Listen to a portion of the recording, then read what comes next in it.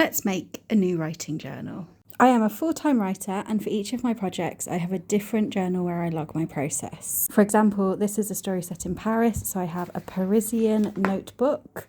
Inside I have some comparison titles, an envelope with my original pitch document. This is a romance, so I went for a kind of romantic fantasy vibe. There's some thematic stickers, the checklist of all my things that I need to do, a little mood board, some comparison titles, some notes I was making when watching a relevant documentary, another little mood board section. And then I print out a lot of my writing notes because I do tend to write digitally. For each project I have a page where I document the timeline of my progress, and I have an envelope where I keep any pitch documents. Here's another one. You can see again I've decorated it, put little bits and bobs in, more stickers, the date I started working on it. Some more comparison titles. I've got pages about my characters. So the first step is obviously choosing a notebook. I have a huge box full of Gucci notebooks, so let's dive in and have a look. I think I want a good A5 one for this. So none of those. But, oh, that one is pretty. I'm really tempted by this one because it's so beautiful, but I think it might be a bit thick for the project. And the project is set at sea, so I'm thinking this is thematically appropriate. And then I went through my craft supplies and looked for some cute bits I could put in.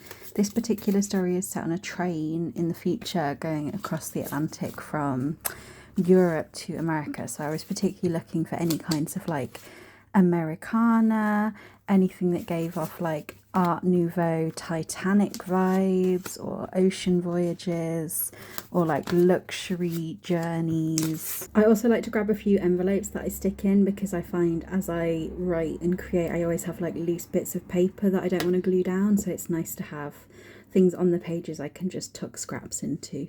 Let's get crafting. While watching, of course, Married at First Sight. Okay, here's where we're up to. I've gone through and I've made myself a little thematic title page. So I've tried to go for ocean themes and voyages.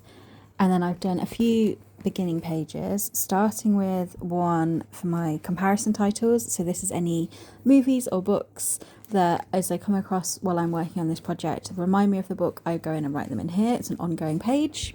I then have a logline page. Here I'm just going to go in and write a short 2-sentence pitch for what the project is about. Then themes. This is quite important as my stories do tend to have quite a lot going on, but I have found that if I try and keep in mind from the very beginning what the theme is, what the key message is, keep that really simple and clear and in my mind throughout, I'm more likely to write a good first draft. So I write those down at the start. For this one, the themes are going to be climate change and technology. Then we have some more gorgeous art. This is obviously the best part of making one of these notebooks, is just using all of your stored craft supplies.